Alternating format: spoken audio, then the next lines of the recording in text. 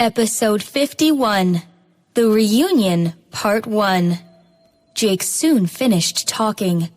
Seeing how Serena's emotion had changed, his eyes became darker. Sir, Madam, breakfast is ready, Nanny Harper called. Jake looked back and said, I will not be home for dinner tonight. Nanny Harper blinked and suddenly realized he was talking to her, nodding hurriedly. However, it was the first time that Jake had ever told her about his whereabouts. He was most likely talking to Madam instead of herself. Nanny Harper confirmed her guess when seeing Jake's look. However, Serena had no idea what had happened. She walked away from the backyard, her mind occupied by what was going to happen that night. Lila was the secretary of Jake. In her previous lifetime, Lila had altered Jake's schedule, making him reside at Royal Hotel and arrange for Eva to humiliate Serena. However, in this lifetime, Eva had already done that and been sent to the police station. So, at this reunion, they were likely to change their plan.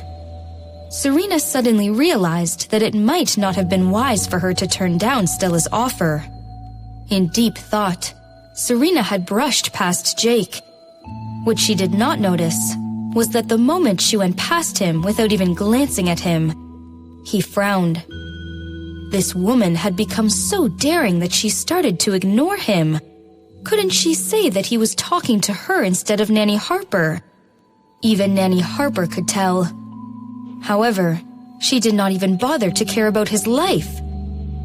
Serena! Jake exclaimed. Serena turned her head back, feeling at a loss. Seeing her confused look, Jake was even more pissed off. Didn't she know what she did wrong? Ignoring him. What's wrong? Jake gazed at her deeply and then left. Serena felt even more puzzled. What was that about? Weird guy.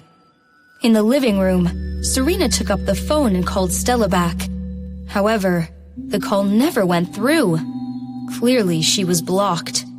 Serena suddenly felt stupid that she had not thought of this possibility earlier. Eva and Lila would definitely have some new tricks up their sleeves. What should she do at that time? 7 p.m. Royal Hotel. In the ballroom on the top floor, gentle light emanated from the chandelier and fell on the bustling crowds.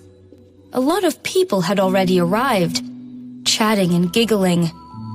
Edward was in a casual conversation when he suddenly glanced at a woman in blue, which made his eyes light up. At the door, Eva was enjoying the envious gaze as she elegantly walked inside. How pretty. Is that Eva? She looks quite different than before. That's right. I bet her outfit costs nearly $1 million. Who is that woman behind her, looking like an old lady? Don't be so mean, even if it's the fact. As people heard that, everyone was looking at the girl behind Eva. Her short hair was quite stylish, but her childish wide face did not match that at all. What she was wearing was obviously extraordinary. The black dress had rhinestones glittering all over, with its tube top being made of delicate lace. Her skin was not fair enough for the dress. She looked like someone coming from a small town that had suddenly become rich. No taste at all. Everyone was ridiculing her, with despite and sympathy. Is that Stella? I remember her being pretty before. She has changed so much. That's right. We don't recognize her anymore. Eva has become more elegant and beautiful, while Stella... All sorts of discussions were heard by the two girls at the door. Stella's eyes became bloodshot, and her fingernails dug into her skin. She wanted to pinch her dress, but it was too expensive. If she ruined it, she would not even be able to recover part of its value by reselling it. Eva, on the other hand, was smiling brilliantly. She turned her head and said to Stella politely, Let's go inside together, Stella. The so-called high school reunion was just a club for people to vie with each other. People were not really there to bond with their old classmates, but to get a sense of accomplishment by checking out those who did not have a life as good as them. Eva grabbed everyone's attention immediately. Her blue dress made her look tall and pretty. Edward touched up his hair before walking up to Eva with a glass of champagne in his hand. However, before he got too close, others had already started to woo Eva. Eva, long time no see. Yeah, you have become even more pretty. Seeing them, Edward paused and became pissed off. What a gorgeous girl! And he broke up with her because of nonsense. What a loss. As he was regretting, he suddenly heard a cry from the door. Edward looked at the door and was stunned. A red, cold shoulder dress showed off her fair skin. With the long, wavy hair and gorgeous features, she smiled and said, "It's been quite a while, my friends. Do you still remember me?"